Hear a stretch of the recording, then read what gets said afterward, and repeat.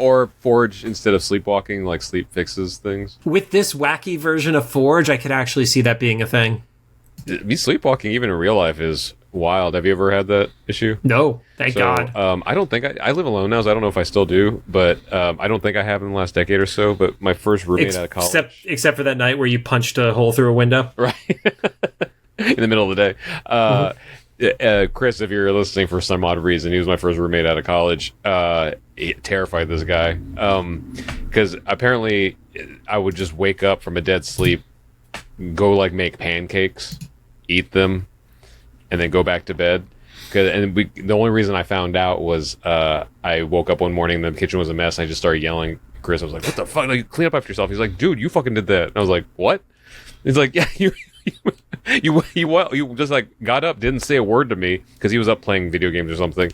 Walked across my screen, my line of sight. Sight. Went to the kitchen, made a bunch of pancakes, like ate them, and then just left everything. There just kept being stories, random stuff.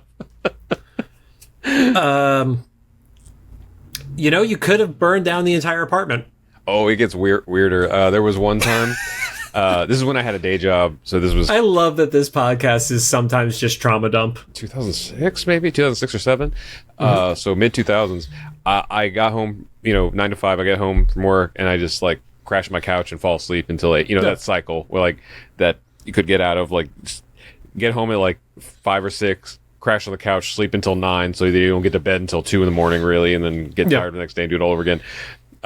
My roommate, he had a different work schedule, so he came home like a couple hours after I did, and he woke me up when I was on the couch, and for some reason my shirt was off, and I had like nail scratches on my back, like I was having some like spicy time and stuff. Okay. And he was like, "Oh my God, like I'm sorry, like somebody else here?" I'm like, "No, I just came home." And he's like, "Are you sure?" And he's like. And I looked, he turned me around in the mirror and I was like, "Oh my God." And they were like in this way where I couldn't have done it to myself. So he's like, so Chris was like, "I swear to God, Rod, if I find some dead girl in here."